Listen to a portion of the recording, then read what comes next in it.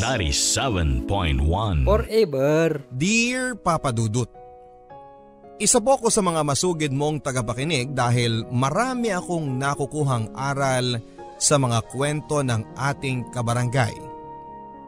Ako po si Ingrid at sa ngayon ay dito na ako naninirahan sa probinsya namin sa Negros. Nakikinig po ako via online streaming tuwing Barangay Love Stories na. I'm managing a business here sa probinsya. Nais ko lang pong ibahagi sa ating mga kabarangay ang kwento ko. Mapangahas man pero may makukuha pa rin silang aral at umaasa na sana'y maunawaan ng mga tao ang isang katulad ko. Dati po akong sales lady sa isang mall sa Cebu.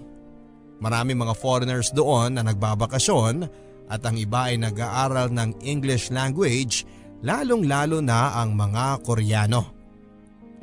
May nakilala akong isang Koreano na naging customer ko, si Mr. Kim. Ang kulit niya pero nakakatuwa. Ilang beses siyang bumibili sa store na pinagtatrabahuhan ko sa mall at parati niya akong kinukulit.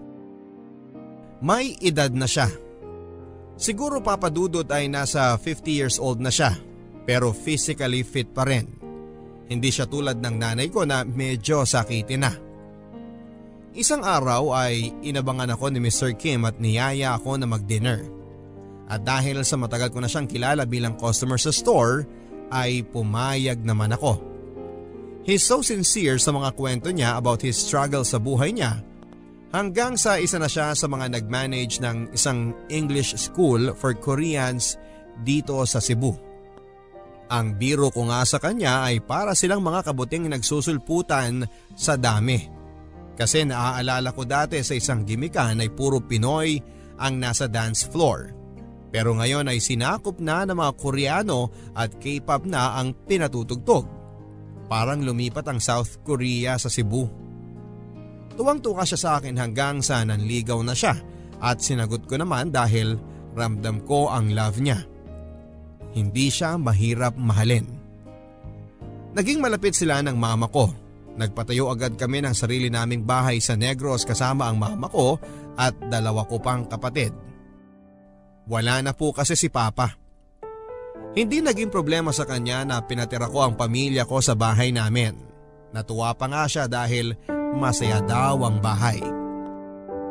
Ano ba yan, Ingrid? Kanina ka pa dyan walang kibo at parang ang lalim ng iniisip mo. Mama, Ano? sinabihan ako ni Kim na mag-aral daw ako. Eh di tapusin mo ang HRM mo. Sabi niya, kukuha ako ng foreign studies. Ano yun? Nag-aaral ng political, economic, social at cultural issues na may kinalaman sa international agenda. Wala akong alam sa ganyan. Ang alam ko basta politikal. Yun yung mga walang hiyang politiko ng mga magnanakaw. Ay nako, kailan kaya yan sila tabla ng hiya at takot na sisingilin sila ng Diyos sa mga pinaggagawa nilang pagnanakaw. Kaya tayo naging mahirap dahil sa kanila eh. Grabe ma ha, to the highest level ang galit. Abay oo naman ano. Sana ang manalong politiko ay yung matino. Hindi yung masyadong demonyo. Pare-pareho kasi silang lahat sakim sa kapangyarihan at kayamanan. Tama nga naman. Saan ka ba mag-aaral? Sa Cebu? Sa Maynila ang sabi ni Kim. Ang layo naman. Ewan ko sa kanya. Gusto niya dun ako. Hindi ka pa ba magbubuntis? Magpapa-check up din kami sa Maynila ma. Gusto kong magkaanak kami. Tama talagang magpabuntis ka na para makita ko na yung apo ko sa'yo. Gusto ko na rin pero push ko pa rin pag-aaral ko. Kapag nabuntis, saka na ulit iisipin ko anong gagawin. Kapag nabuntis ka, syempre huminto ka muna para maayos ang pagbubuntis mo. Dito ka dapat sa akin ha para maalagaan kita. Salamat ma. Salamat anak. Kahit napahinto ka dati sa pag-aaral, wala kaming narinig sa'yo na kahit isang salita. Alam mo naman, kailangan natin ng pera noon, di ba? Dahil nasa ospital ang tatay mo. Naiintindihan ko naman ma. Ayan, napilitan ka tuloy magtrabaho. Okay lang naman. Masaya naman ako sa pagiging sales lady ko at nakilala ko si Kim. Tadhana. Yes ma, tadhana nga. Ang bait ni Kim ano? Ipinagpapasalamat ko sa itaas na siya ang napangasawa mo. Maayos ang buhay mo ngayon Oo nga, ma. Sana nga wala lang talagang itinatago itong si Kim sa'yo. Alam mo anak, syempre foreigner. Hindi mo alam talaga ang background niya.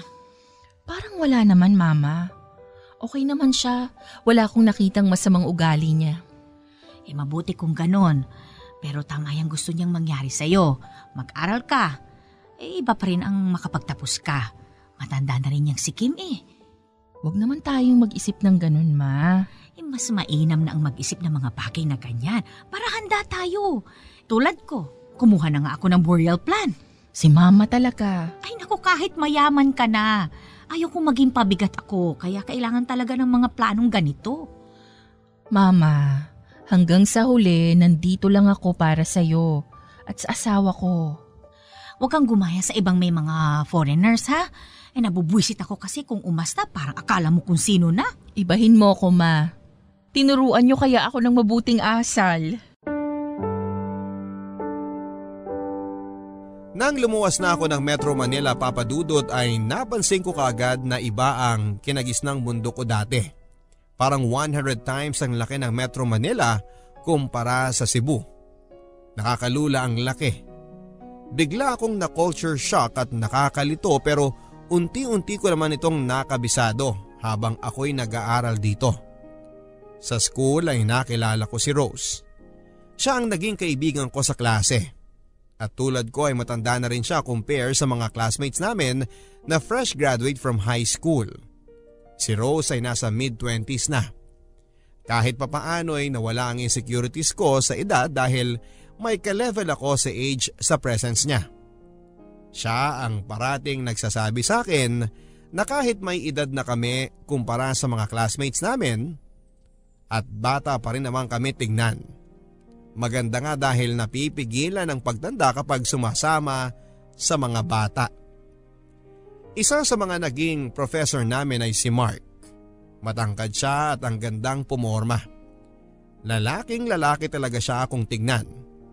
Parang ang fresh parati at pagdating ng hapon ay fresh pa rin siya kung tignan. Maganda rin ang boses kaya't hindi nakakaantok sa klase.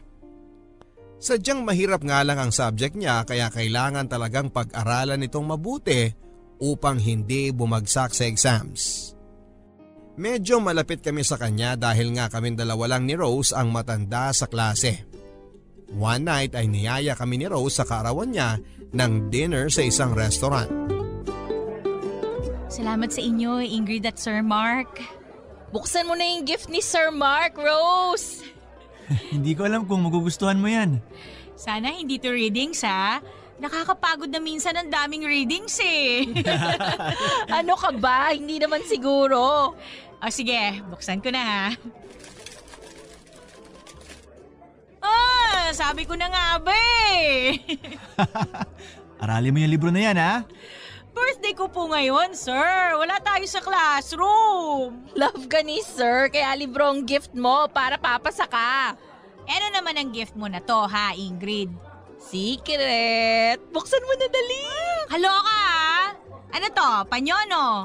Basta buksan mo na lang. Kayo talagang dalawa. Sige, bubuksan ko na, ha? Ano to? World map! Kainis kayo talaga! Sana yung globo na lang binigay mo sa kanya, Ingrid. Nakakaloka talaga, ha? Pero salamat sa inyong dalawa.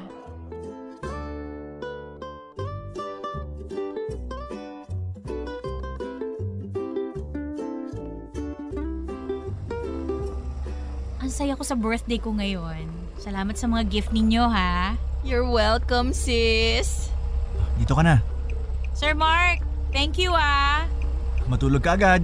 May pasok tayo bukas. Pwede ba akong umabsent? Ibang usapan na yan. Biro lang, sir. Thank you ulit. Bye-bye. See you bukas, sis. See ya!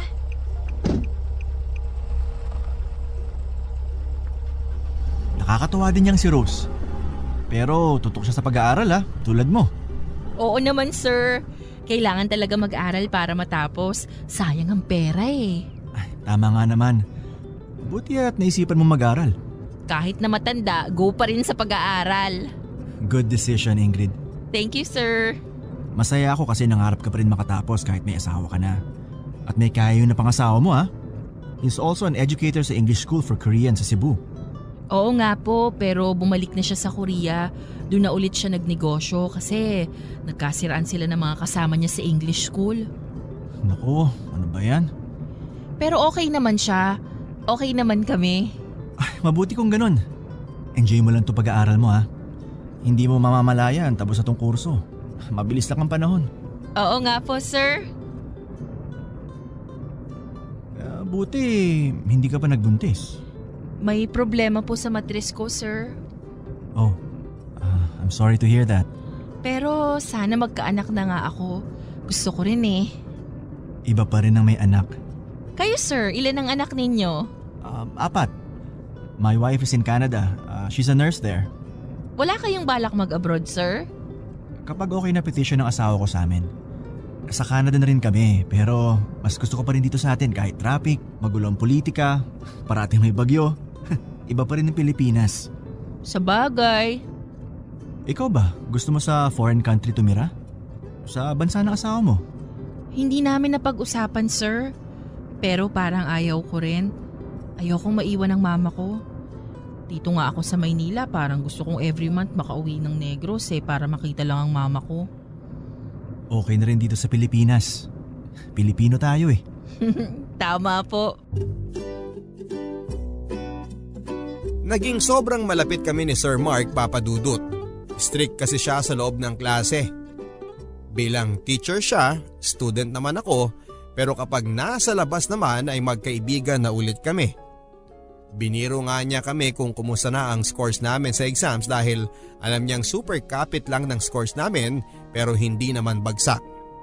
Pinagkakatuwaan namin ang pagiging teacher-student relationship namin sa loob ng klase tuwing nagsasama kaming tatlo as civilians. Magaling si Sir Mark magbigay ng advice kapag may mga problema kaming dalawa ni Rose. Kaya siya ang takbuhan namin. Napaka-intelektual niyang tao. At may feeling ka na ang sinasabi niya sa iyo ay nararapat mong gawin. Tinitiyak niya lagi na tamang sundin namin ang kanyang mga payo. Parati siyang tama sa mga sinasabi niya sa amin. Ang asawa ko namang si Kim ay dumadalaw sa bansa. He always stayed sa bansa around 3 days tapos ay babalik kaagad sa Korea dahil may trabaho din siya doon. Okay naman ang relationship namin. Natutuwa pa rin ako sa kanya like the way I laugh with him noong una kaming nagkakilala sa mall sa Cebu. Tuwing namamasyal kami ng asawa ko sa mall, ay pinapaalala niya sa akin kung gaano siya na in love sa akin. Ang ganda ko daw sa sales lady uniform ko at ang amo daw ng mukha ko. Parati niyang sinasabi na mahal niya ako, Papa Dudut. Kung hindi ko nakilala si Rose at lalong-lalo na si Sir Mark ay baka hindi ko kayanin ang buhay dito sa Metro Manila. Silang dalawa ang naging family ko kaya naman for keep talaga silang dalawa ni Rose at si Sir Mark for my survival sa Metro Manila. Kasama ko sila sa journey ko para makuha ang diploma ko sa Foreign Studies. Goal namin dalawa ni Rose na makagraduate sa tulong na rin ni Sir Mark. Dahil kapag may mga lessons na hindi namin nakukuha kaagad ay nagpapatulong kami kay Sir Mark upang ipaintindi sa amin. Matyaga naman siya nagtuturo sa amin for free syempre dahil labas na yon sa klase. Sanay na nga si Sir Mark sa mga iyak ko lalong lalo na kapag nami-miss ko na ang mama ko. Kay Sir Mark ako umiiyak. Siya talaga ang crying shoulder ko. Seryoso siya to deal with problems samantalang si Rose naman ang nagpapagaan kasi dinadala niya lang sa tawa at pagpapakyut. Lahat ng problema ko ay sinasabi ko talaga kay Sir Mark. Kaya nung may nalaman ako tungkol sa asawa ko kay Sir Mark ko sinabi dahil alam kong may tiyak siyang advice na maibibigay sa akin. Hindi na biro at tawa lang ang solusyon. Kailangan ko talaga ng totoong advice kung paano ko ito haharapin. Mahinahon si Sir Mark na makipag-usap. Nakikinig siya sa lahat ng sinasabi ko at saka siya magbibigay ng kanyang payo kapag nasabi ko na ang lahat na dapat kong sabihin. Para siyang naging guardian ko sa Metro Manila.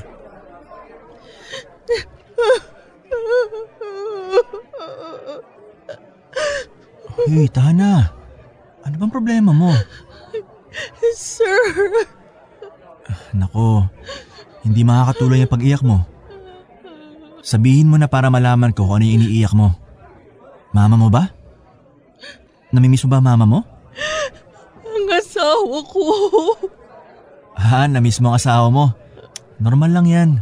Hindi po. Nako, hindi mo na mimiss ang asawa mo? Bakit ka umiiyak? May nalaman po kasi ako, sir. Ano yon? Sabihin mo sa akin. Sir. Uy, tahan na. Ano ba? Sabihin mo, anong problema niyong dalawa? May ibang babae ang asawa ko.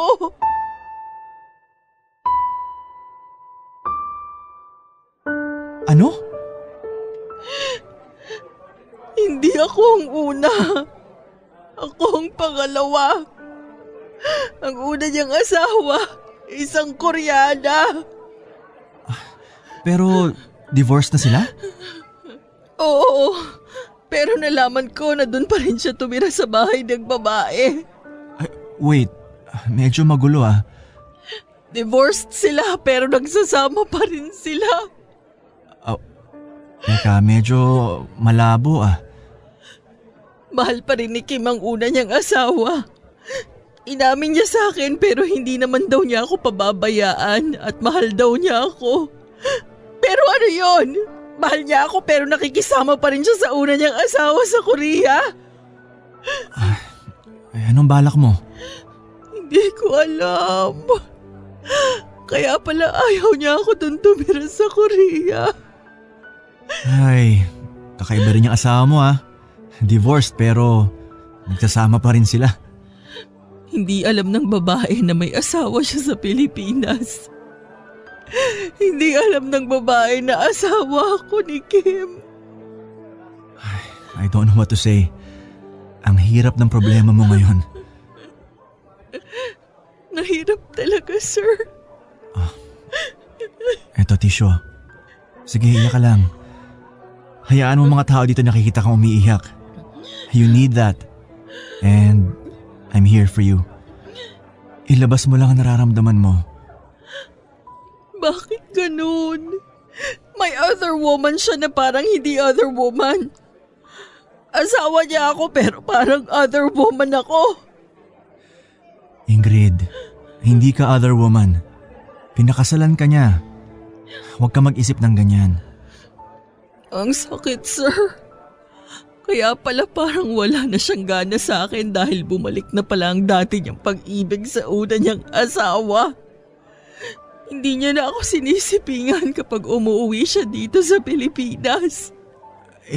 Baka dahil matanda na rin siya. Ingrid, huwag ka mag-isip ng ganyan. Kapag bumalik siya sa bansa, mag-usap kayo. Pag-usapan niyo to. May magandang maidudulot kapag pag-uusapan ng problema. Planchahin niyo ang gusto sa inyong relasyon. Salamat, Sir Mark. Salamat at nandyan ka para makinig. Ano ka ba? Malapit kayo sa akin ni Rose. Hindi ko talaga alam ang gagawin ko. Kainis lang. Ayokong maging the other woman. Hindi ka nga the other woman. Pinakasalan ka niya.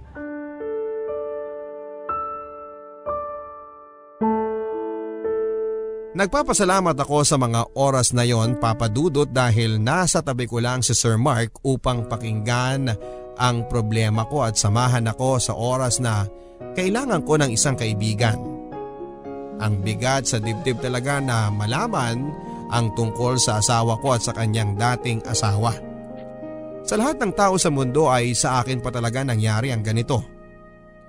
Paano pa ang mga pangarap ko nito na gusto kong ang asawa ko nang makasama ko habang buhay? Parang unti-unting nawawala ang pag-ibig at tiwala ko sa kanya. Unti-unting nawala ang kilig. Tuwing nagpupunta ako ng mall at nakikita ko ang mga sales lady ay naiinis ako sa alaala ko nang una kaming magkita ni Kim. Ang saya noon pero parang ang sakit na ngayon. Sana tulad pa rin ng dati na hindi ko alam ang tungkol sa kanyang unang asawa at tulad pa rin sana ng dati na ang saya-saya naming dalawa. Si Sir Mark ang parating kasama ko at kasangga ko sa mga hinaharap ko na hamon ng buhay. He's always there to comfort me and makes me feel na buong tao ako at hindi durog ang puso. Si Sir Mark ay parang tatay ko na and he guides me sa araw-araw kong pakikipaglaban sa Maynila. Kaya parati ko siyang binibigyan ng kahit na ano as a way to thank him for being a good friend. Ano tong mga dala mo, Ingrid? Dinner natin. Oh, wow, ang dami naman. Siyempre. Oh, parang fiesta. Pang isang barangay itong pagkaing dala mo eh. Hindi naman, sir. Ay, salamat dito ah. O ito, dito natin ilagay. Sige. Tara, upo na tayo. Dito ako sa tabi mo uupo ah. Sige.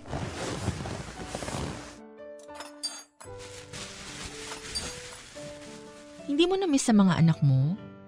Na-miss. Pero okay na naman sila sa probinsya eh. Na-miss ko na rin ang mama ko eh. 1.5 taon na lang. Tapos mo na rin ang foreign studies mo. Oo nga, parang kailan lang ang lahat. Naaalala ko ang first day ko as a student dito sa Metro Manila. Hindi ko kabisado ang pasikot-sikot pero ngayon, nasanay na ako sa laki ng metropolis. Nasanay na rin ako sa mga mahihirap na subjects tulad ng subject mo sa amin. Naipasa mo naman ang subject ko. Ang hirap nga ng subject mo talaga eh. Achievement talaga na maipasa. Sir Mark, salamat. Payakap naman oh. Oh, sige. Ingrid, ang higpit ng ihakap mo. Ay, sorry. Gusto lang kasi talaga kitang yakapin. Ingrid? Sir, bakit hinalikan niyo ako sa pisngi? Anong ibig sabihin ng halik ninyo? Sorry. Sorry talaga. Wala. Nadala lang ako. Wala yun. Sir Mark? Ingrid, anong ibig sabihin ng paghalik mo sa akin? Gusto kita. Gusto rin kita. Matagal na kitang gusto.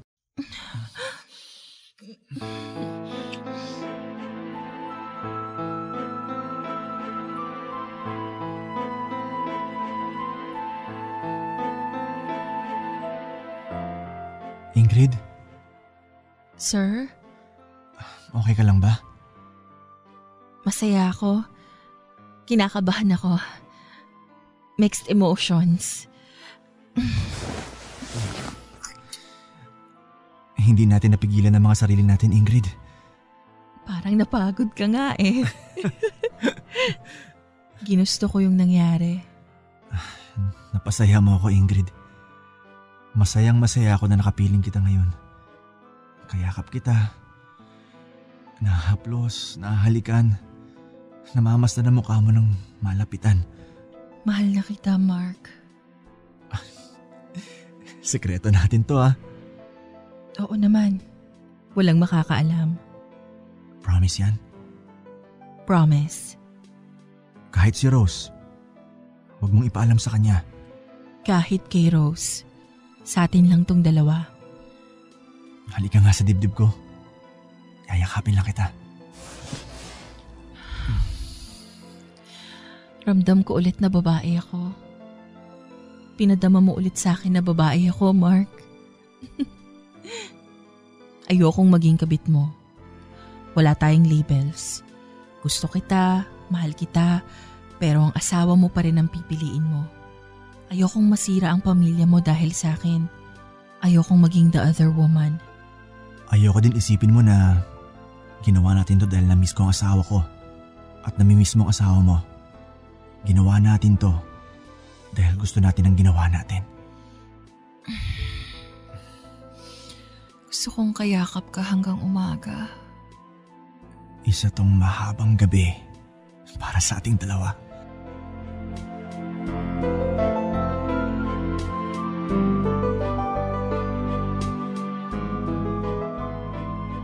Itinago namin ang relasyon naming dalawa, Papa Dudut. Yon ang nararapat naming gawin sa mga oras na yon. Nakakatakot kong madiskubre ito ng ibang tao. Basta ang alam ko ay hindi ko siya aagawin sa pamilya niya. Wala akong balak na sirain ang pamilya niya. Masaya lang kami habang magkasama. Maaring kabit ang estado ko pero ayokong tawagin ang sarili ko na isang kabit. Makailang ulit din na umuwi ang asawa kong si Kim. Umiiyak ako parate dahil nga sa estado ng aming relasyon. Hindi daw niya maiwan-iwan ang dating asawa dahil sa mga anak nila at nakikitira lamang siya doon sa dati nilang bahay. Napaka-komplikado din ang kalagayan ng buhay ng asawa ko sa Korea. Hindi ko lubos maisip na gano'n ang pinagdadaanan niya dahil kapag kaharap ko siya ay hindi ko makikita ang bakas na meron siyang problema na gano'n. Good provider naman si Kim sa akin, Papa Dudut. Yon ay wala kong maipipintas. Lahat ng kailangan ko ay ibinibigay niya at siya ang nakaisip na mag-aral ako dahil kapag wala na siya ay may magamit akong degree habang sa pagtanda ko at payapa siya na mabubuhay ko ang sarili ko at hindi na babalik sa pagiging sales lady. Parating niyang iniisip kung anong mangyayari sa akin sa pagtanda. Sa mga panahon na nawala na daw siya. Umibig ako sa dalawang lalaki, Papa Dudut. Mahal ko ang asawa ko at mahal ko rin si Mark. Naibibigay ni Mark ang hindi na ibibigay ng asawa ko. Alam kong kasalanan ang ginagawa namin pero masaya akong nagkakasala araw-araw. Ang nais ko lang na sana'y walang makaalam ng relasyon namin at hindi kami mabisto ng sinuman. Ang wish ko lang talaga na sana'y dalawa na lang ang puso ko. Ang relationship namin dalawa ni Mark kapag nasa loob kami ng campus ay teacher-student pa rin. Walang public display of affection dahil siguradong sira ang pangalan ni Mark sa school at malamang ay aabot sa asawa niya at maging sa asawa ko rin ang namamagitan sa aming dalawa. Sapat na sa akin na tinatago namin ang aming love affair. Noong nasa 4th year na ako ay sinabi sa akin ni Mark ang ikinakatakot ko sa lahat. Ito yung ayaw kong isipin na mangyayari sa relasyon namin dahil okay na ako na the other woman niya ako and the other man ko naman siya. Parang hindi ko na kaya na walang Mark sa buhay ko. Hindi ko na kaya na hindi siya kapiling. Hindi ko na kaya ang mawalay sa lalaking nagpainit sa gabing wala ang asawa ko.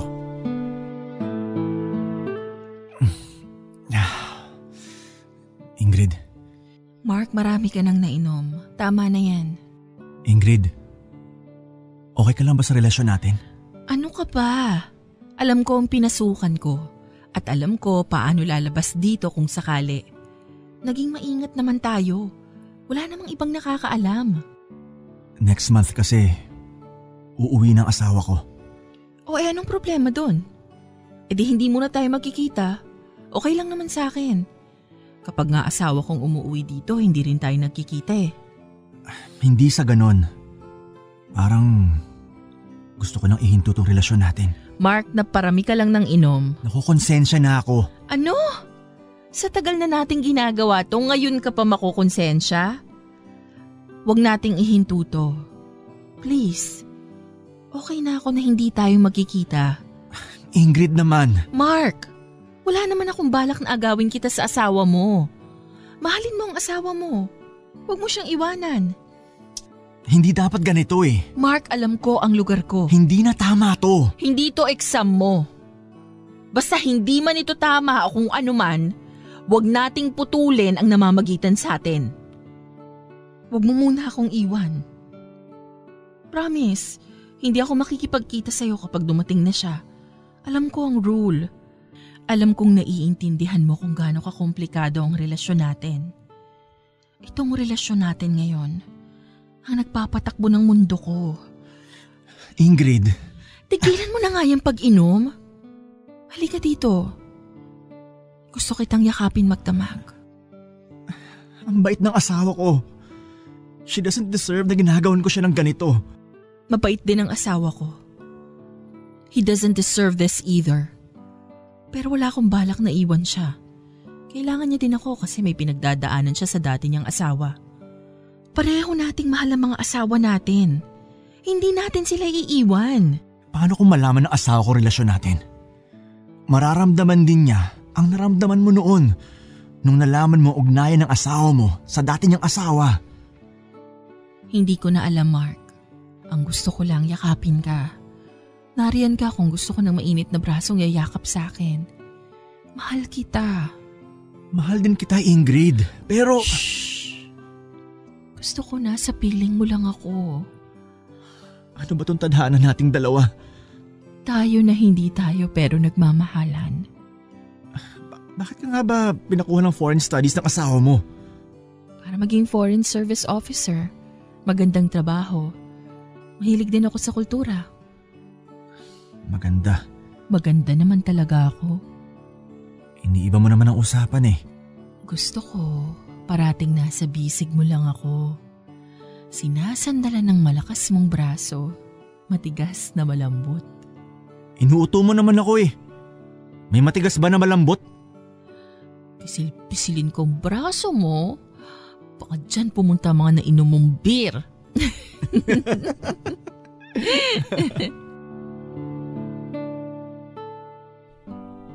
Dumating ang asawa niya, Papa Dudut. Hindi na kami nagkita ni Mark at wala akong magawa kundi ang isipin kung ano ang ginagawa niya kapiling ang asawa niyang si Carol na isang nurse sa Canada. Parang ayaw kong mawala sa akin si Mark. Parang gusto ko siyang agawin sa asawa niya. Parang gusto kong puntahan siya sa tuwing naiisip ko siya. Pero hindi.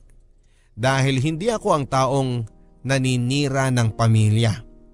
Hindi ko kayang manira ng isang pamilya. Naalala ko ang pagiging sales lady ko noon sa tuwing nakakakita ako ng dalawang kaparehas ay parang gusto ko na ring magkaroon ng katipan. Ang pagpasok sa buhay ng asawa kong si Kim ay isang katuparan sa kahilingan kong yon. Pinaligayan niya ang araw-araw ko maliban na lamang noong nalaman ko ang tungkol sa asawa niya. At ang hindi na namin ginagawa ang gawain ng mag-asawa sa loob ng kwarto. Nang nawala ang init ng higaan sa aming dalawang mag-asawa at sa nangyari sa kanilang dalawa ng dati niyang asawa ay naghahanap ako ng init sa katawan at kay Marco nakita yon. Pero dumating ang asawa niya sa bansa ay parang naging taglamig sa apat na sulok ng kwarto ko. Gusto ko na ulit mayakap si Mark, Papa Dudut. Gusto ko na ulit matulog sa mga bisig niya. Hindi ko napigilan ang sarili ko, Papa Dudut. Tinawagan ko siya at nagmakaawa ako sa kanya na puntahan ako.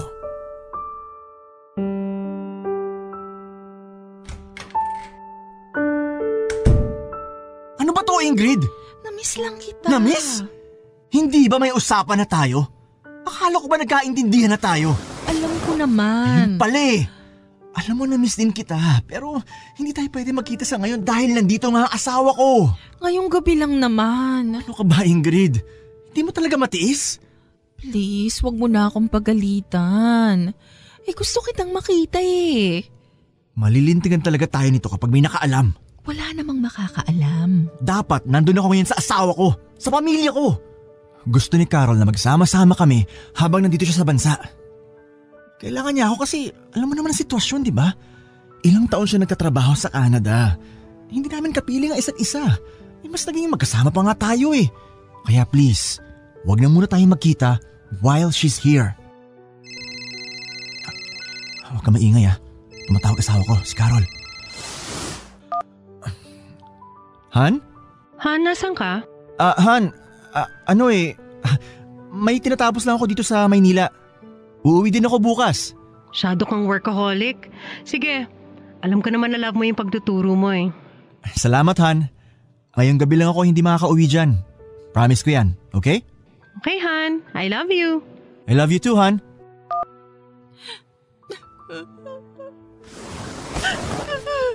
Oh, ba't ka umiiyak? Ewan ko ba? Nagsiselos ako eh. Ano ka ba? Huwag kang ganyan. Nagsiselos ako na hindi dapat. Mahal mo ba ako, Mark? Anong klaseng tanong ba yan, Ingrid? Mahal mo ba ako? Simpleng tanong lang, yes or no lang ang sagot. Oo. Mahal kita. Mahal kita, Ingrid. Pero Tama na. Ayoko nang marinig yung karugtong. uy, marami ka na nainom. Gusto kong kalimutan tong nararamdaman ko ngayon. Huwag ka na mag-isip ng kung ano-ano pa.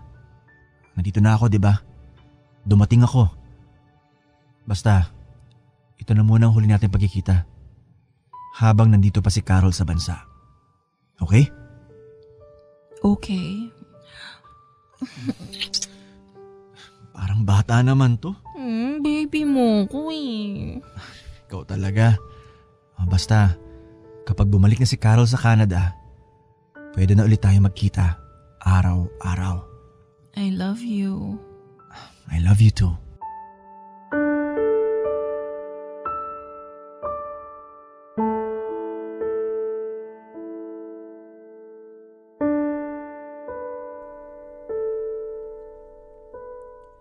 Sa mga oras na yon, Papa Dudut, ay naramdaman ko na isa akong kabit na humihingi ng oras at atensyon sa lalaking mahal ko pero may asawa na.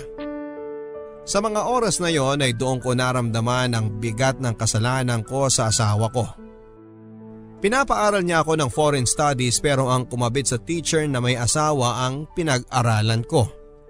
Sa bawat pagyakap ko kay Mark ay nakaramdam ako ng yakap ng asawa ko na tila nagsasabi sa akin na bakit iba ang niyayakap ko.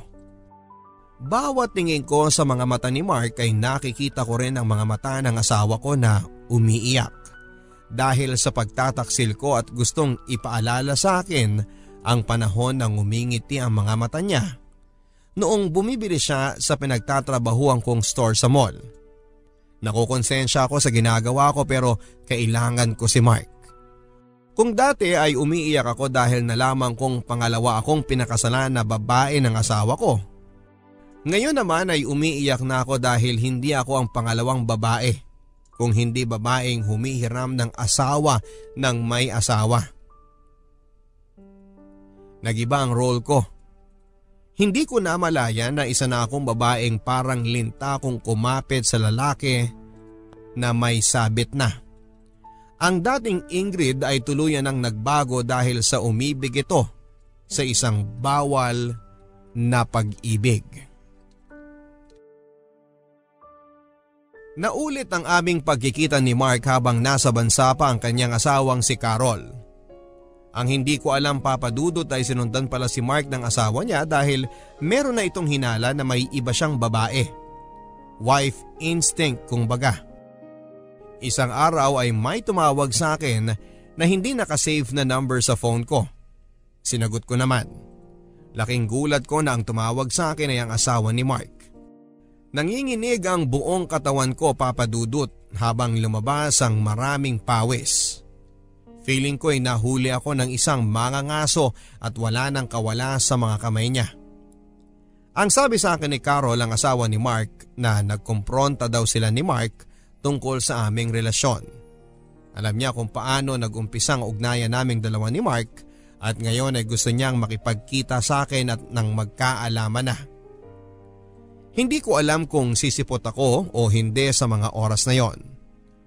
Buong gabi akong hindi makatulog sa kakaisip, Papa Dudut, kung ano ang gagawin ko kapag kaharap ko na si Carol. Hindi rin ako makapaniwala na inamin ni Mark sa asawa niya ang tungkol sa aming dalawa. Nagtataka talaga ako. Hindi ako makatiis kaya tinawagan ko na si Rose para may makausap tungkol sa sitwasyon ko.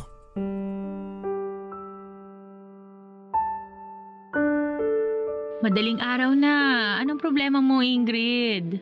Kinakabahan ako. Anong ka ba naman yan? Ang asawa mo na naman ba?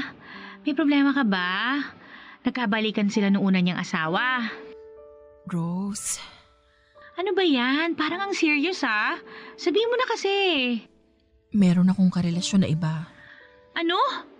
Bakit? Kailan pa yan? Matagal na. ba to ni Sir Mark? Huwag mong ipaalam sa kanya, ha? Sige, sino ba siya? Bakit ka nakipagrelasyon? Ano ba yung pinasok mo? Ay, sorry ha kung hindi ako nakakatulong sa mga pinagsasabi ko. Merong asawa ang karelasyon ko. At alam na ng asawa niya yung tungkol sa amin. OMG! Hindi ko alam kung anong gagawin ko. Makikipagkita yung asawa niya sa akin bukas. Natatakot ako. Nakakatakot nga yan. Anong gagawin ko? Teka, wala akong maisip eh. Ang gulo nito Takot na ako. Malamang kasi kabit ka.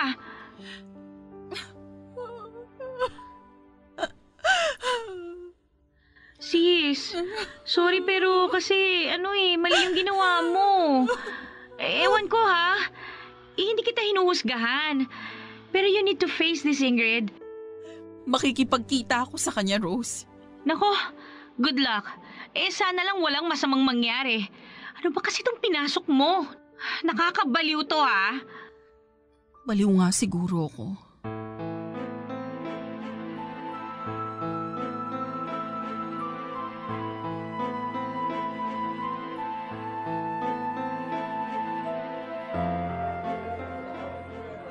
Ma'am? Huwag mo akong tawaging ma'am. Hindi ako teacher. Si Mark, asawa ko, siya ang teacher. Dati kang student ni Mark, tama ba ako? Opo. Ako si Carol. Ako ang asawa ng Sir Mark mo. Anong year mo na? Graduating na ako. Good. Nabalitaan ko rin na may asawa ka na. Opo. Huwag mo na akong pinupo. Asan ang asawa mo? Nasa Korea. Nasa foreign land, kaya foreign studies ang kinuha mo. Ingrid, tama ba ako? Doon po siya nagtatrabaho. Carol. Ako naman nagtatrabaho din sa foreign land. Sa Canada, isang nurse. Pinagkaiba ko lang sa asawa mo, hindi ako foreigner. Koreano ang asawa mo, tama? Opo. Alam ba ng asawa mong ginagawa mo? Mahal ko ang asawa ko. Mahal ko rin ang asawa ko. Mahal ko rin ang asawa mo. Mahal ka rin ng asawa ko. Hinihiram ko lang naman siya. Hindi ko sisirain ang pamilya ninyo. Hindi bang nangihiram ay pinapaalam muna sa may-ari? Nagpaalam ka ba? Carol, I'm sorry. Alam kong mali, pero... Naiintindihan ko. I already talked to Mark about your relationship with him. Hindi ko masisisi si Mark. Lalaki siya. May itsura ka. Mas bata sa akin. Sabi niya, wala ka namang perang hinihingi sa kanya. Mayaman ka dahil foreigner ang asawa mo na dating administrator ng isang English school sa Cebu. Mahilig ka makipagrelasyon na may connection sa school, ano? Kumusta kayo ng asawa mo? Ang asawa ko... Nabalitaan ko, wala kang anak. Hindi na ako mabubuntis. Tanggap ko na.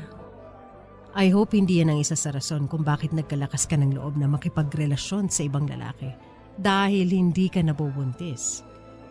Carol? Ano? Nagtatrabaho ako sa ibang bansa para sa malaking pera. Kailangan ko para maging maayos ang pamilya ko. Lalong-lalo na mga ano ko. Ayaw ni Mark na sa ibang bansa siya magtrabaho. I don't understand him.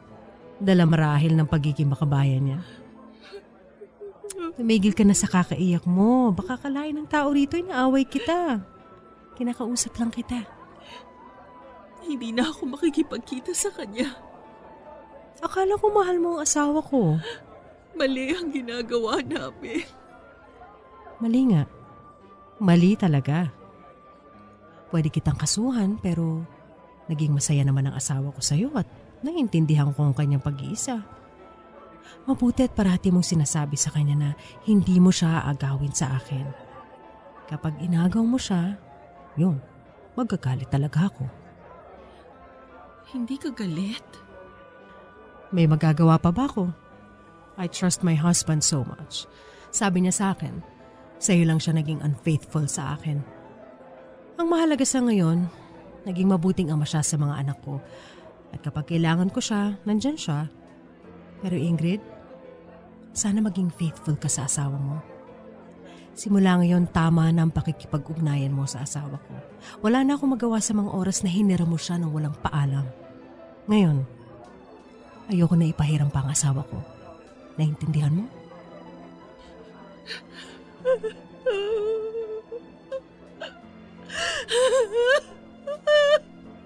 Naiintindihan mo ba ako? Ayoko malaman ng mga anak namin ng tungkol dito. Ayokong maiskandalo kami. Ayaw mo rin naman na maiskandalo, hindi ba? Pakisabi kay Mark, kahit hindi na kami magkikita, mahal ko pa rin siya. Gusto mo talagang sabihin ko yan sa asawa ko? Nahihibang ka ba?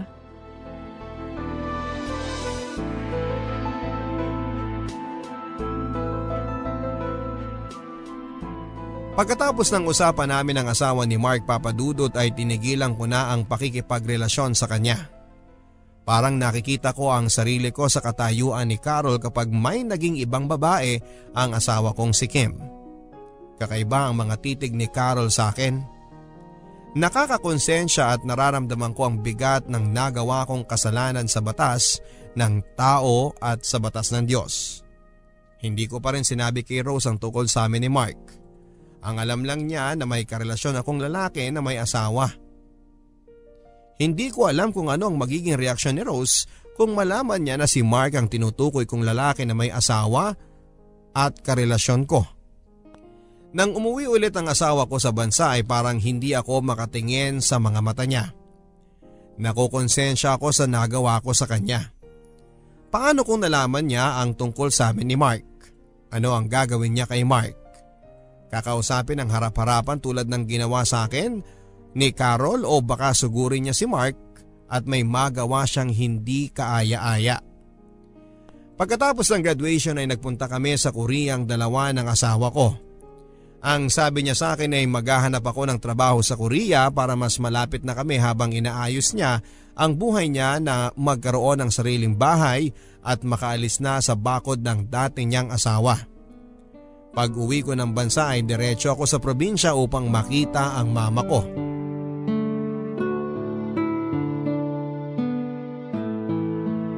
Ano bang iniisip mo dyan, Ingrid? Mama. Oh, sabihin mo, may problema ka ba? Na-miss mo ang asawa mo, no? Mama. Anak, bakit? Ano ba nangyayari sa'yo? Mahal ko kayo. Mahal ko ang asawa ko. Alam ko yun. Kaya nga, huwag ka nang umiyak. Pag-usapan natin kung ano man yung problema mo. Naalala ko dati, Ma. Nung bata pa ako. Nung nandito pa si Papa. Na-miss mo ang papa mo? Oo. Mahal ko ang papa ninyo. Naalala ko dati, nung bata pa ako. Nag-aaway kayo. Pag-aaway talaga ang naaalala mo. Nahiya naman ako. Mama, may natutunan din ako sa pag-aaway ninyo. Tulad naman ng ano? Nako, ano ba yung iniisip mo, ha? Kapag mag-aasawa na ako, hindi ako magtatapon ng gamit kapag mag-aaway kami. Kasi nagtatapunan kami ng gamit ng papa mo. Talaga. Oo, naglilipara ng mga plato. Ay nako, kasi ang papa mo napakababaero. Ano po ang feeling ninyo, Ma, noong nalaman ninyo na may babaeng iba si Papa? Ay nako, para akong bulkang sasabog. Ayoko may ibang babae ang papa ninyo.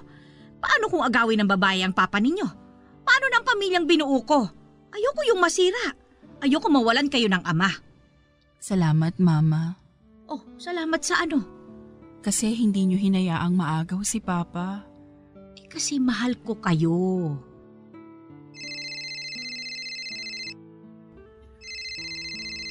Teka, sino ba yan? Sagutin mo na nga. Lalabas lang ako, Ma, ha? Sagutin ko lang to. Ay, sige.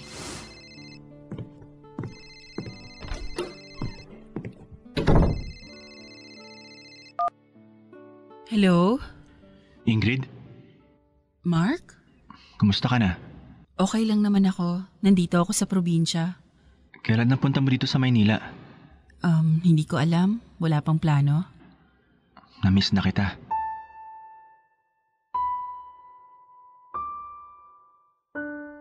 Nandyan ka pa ba? Oo. Sabi ko, miss na kita. Mark, gusto kong tigilan na talaga natin ang ugnayan natin. Ano? Sorry na, nagkamali ako. Naipit ako, kaya nasabi ko ang tungkol sa atin. May isang araw na nagkita tayo, hindi ko alam na sinundan pala ako ni Carol. Wala na akong lusot nun. Ayoko maghiwalay kami. Ingrid, gusto ko sanang makipagkita sa'yo. Wala na asawa ko dito. Bumalik na sa Canada. Hindi ba sabi ko naman sa'yo na kapag wala na asawa ko, balik tayo sa dati? Gusto na ulit kitang mayakap. Hindi mo ba na-miss sa mga braso ko? Wala rin dito ang asawa ko. Nasa Korea. Pero hindi na ako makikipagkita pa sa'yo. Wala na dapat na namamagitan pa sa ating dalawa. Ingrid, nasanay na ako na ikaw ang kasama ko habang wala ang asawa ko. Basta kapag nandito siya at umuwi naman ang asawa mo, hindi tayo magkikita, di ba? Okay ako dun. Kaya please, magkita na tayo. Mahal kita. Mark, ayoko na talaga. Nakita ko na ang mali sa ugnayan natin. Sa batas ng tao at sa Diyos. Mali itong ginagawa natin. Ayoko na. Ingrid, wala namang makakaalam. Please. Ingrid naman, magkita na ulit tayo. Tama na yung mga panahon na nagkasala tayo sa mga asawa natin. Ingrid.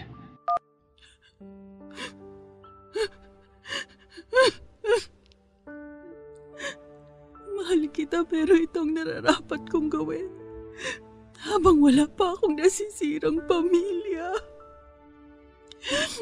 Paalam, Sir Mark. Yun ang huli naming pag-uusap ni Mark. Masakit na hindi ko siya makikita pa pero yun ang nararapat na gawin ko. Kapag may karelasyon ka na ay dapat ay maging faithful ka na sa kanya. At huwag ka nang tumingin pa sa iba.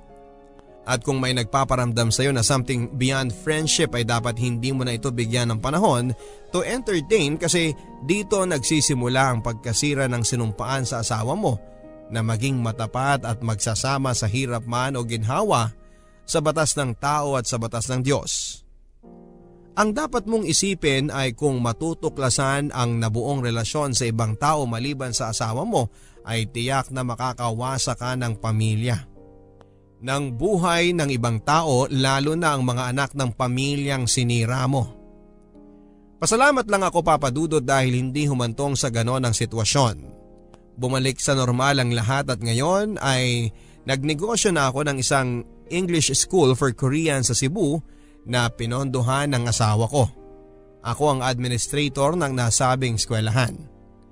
Tuwing naalala ko ang tungkol sa amin ni Mark ay naiiyak pa rin ako dahil nami-miss ko siya. Dahil kahit papaano ay minahal ko siya at minahal niya ako. Mali lang ang relasyon namin dahil pareho kaming may sabit na. Mali talaga makipagrelasyon sa taong pagmamay-ari na ng iba.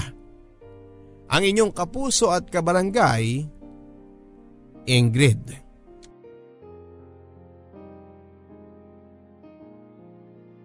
Forever.